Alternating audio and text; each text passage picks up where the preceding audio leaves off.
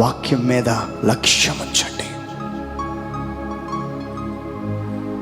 వాక్యం వినటములందు శ్రద్ధ కలిగిన వారై ఉండాలి. ఎక్కడ?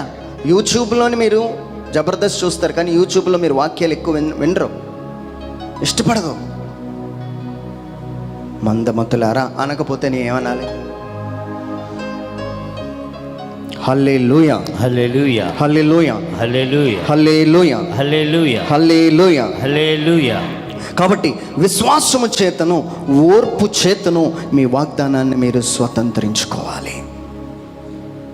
విశ్వాసం చేత ఓర్పు చేత అంటే అర్థమేంటో తెలుసా? ఇప్పుడు దేవుడు ఐగుప్తులో చాలా సంవత్సరాలు ఉండిపోయారు.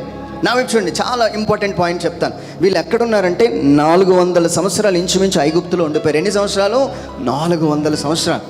అంటే ఐగుప్తు తప్ప ఇంకేమీ తెలియదు వాళ్ళకి.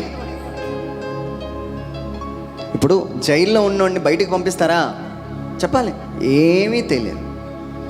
ఇలాంటి వ్యక్తికి మోషే వచ్చి, మిమ్మల్ని అందరినీ దేవుడు ఒక దేశానికి తీసుకువెళ్ళబోతున్నాడు, అక్కడ పాలు తేనెలు ప్రవహిస్తుంది. ఏమంటే ఊహించండి, ఎక్కడైనా నీళ్లు ప్రవహిస్తుంది, మంచి నీళ్లు ప్రవహిస్తుంది అంటే నమ్ముతాం.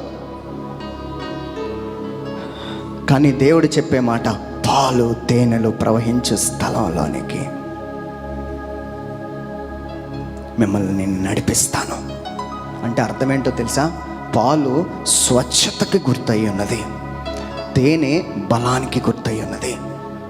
మిమ్మల్ని పరిశుద్ధులుగాను ఆత్మయందులు బలవంతులుగాను మిమ్మల్ని నడిపిస్తానని దేవుడు, అలాంటి స్థలంలోకి నడిపిస్తానని దేవుడు వాగ్దానం ఇచ్చాడు.